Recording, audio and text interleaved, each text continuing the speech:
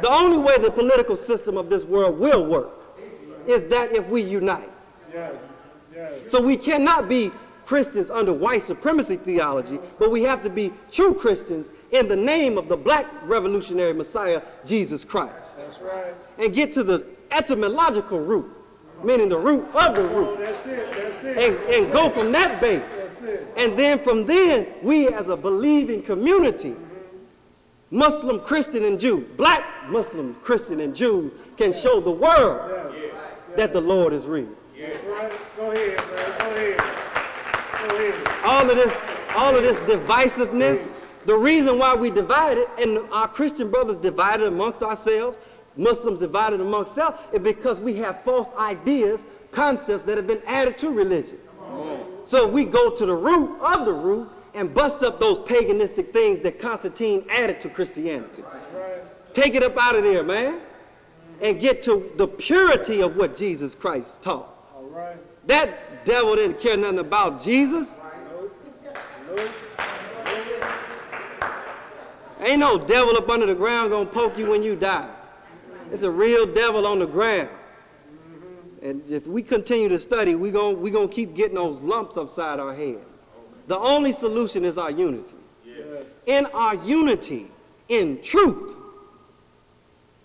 Because see, if you understand, as Dr. Augman teaches us in our class, that to be a Muslim is really to be a true Christian. Come on. Because the name, title, Muslim only means one who submits his or her entire life to do the will of God.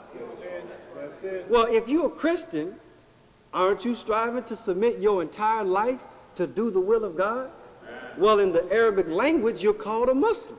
Yes. Well, where did this title Christianity come from? Did Jesus bring it? No. Come on now, where did it come from? It came from Antioch, right, originally. But they said they called the followers of Jesus Christians out of mockery because they believed him to be the Christ. Well, ain't nothing wrong with that.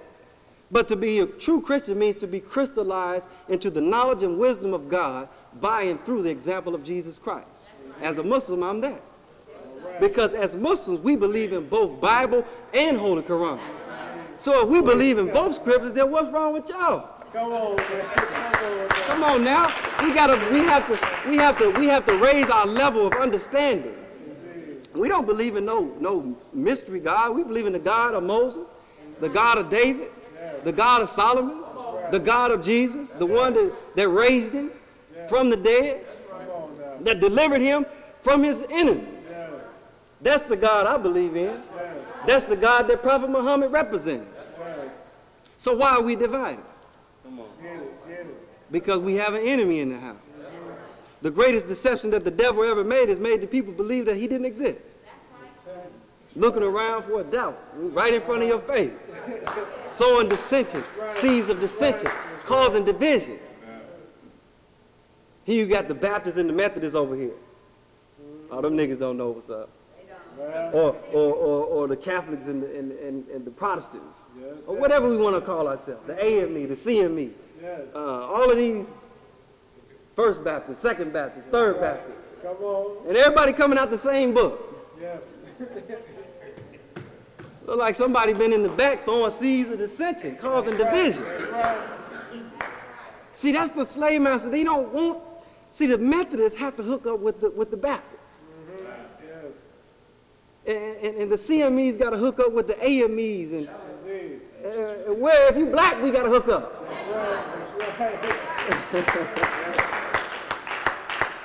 We do, brothers and sisters. Literally, man, we have to, man.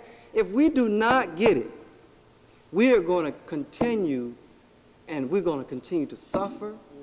We're going to continue to keep hitting and missing, and our people are continue to die and go further and further down into the hells of North America and all over the world. Man, you have to understand, the Bible says we war not with flesh and blood. But it's not necessarily the flesh and blood, it's a mentality with principalities and spiritual wickedness in what? High places. The high places are meaning the institutions and governments of the world, but also the high places represents the minds of men. What minds of men is predicated on is what the false ideas that they're taught. See, what undergirds the theology in most cases of Christianity is white supremacy. Even in Islam, it has affected the whole world. So we have been given a divine warning and a divine teacher and a divine guide. As a Christian, you have to recognize that. Because the nation of Islam don't mean just Muslims. The nation of Islam represents black people together, unified under one God, one Lord, one baptism. So you are part of the nation of Islam whether you know it or not. That's how the enemy looks at you. So you can boot, lick, and buck dance all you want. You're not going to escape your destiny. God will require it of you. You're going to submit willingly or unwillingly. So the minister been preaching among us for 40-some odd years, man. And as Christian leaders and theologians and scholars, we have to really pay close attention to what he has been given by the most honorable Elijah Muhammad. Take it or let it alone. Because the government of the United States, man, let me tell you something. This government knows who you are. The wise of white people in this world, they know who you are. Literally. And they know who Minister Farrakhan is. He ain't no jive town preacher running around the place, man. When a minister come into a city, what do? They dispatch the police, get on it. Because they don't want their hands on that man if anything happened to him. Come on. They have spied in space, what some of us may call hocus pocus. But Ezekiel called it a wheel within a wheel. It was a vision then, but it's a reality today. That wheel has been guiding and protecting the minister everywhere he goes. They say, the minister say, if you touch one hair on my head, you're going to see the power that backs me. Minister, we don't carry weapons. You got a black man speaking truth to power like Farrakhan does, and they, in a time of war, and they don't touch him. That's just let you know, just as a person living, like, dang, something got to be behind this man.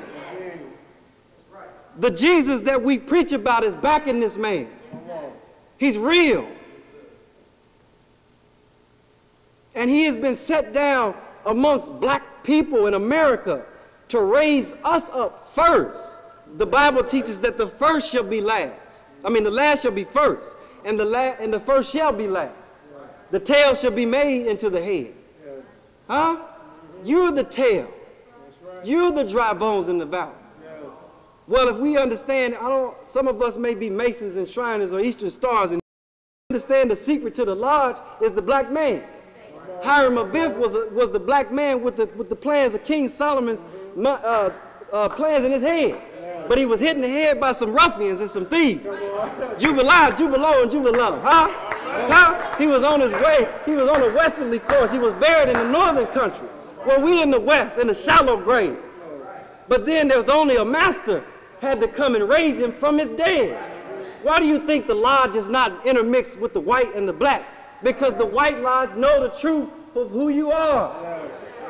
You're Hiram Abiff who's been hit in the head. And you have to be raised from your shallow grave. But only a master can raise you.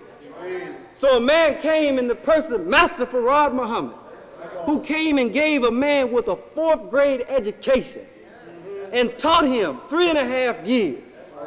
And with this wisdom, he raised a nation, and not only that, he made the enemy, the most powerful country of the world, bow down and say, the most powerful black man in the world. Elijah Muhammad went over to the east. They bow down. Christian and Muslim scholars alike.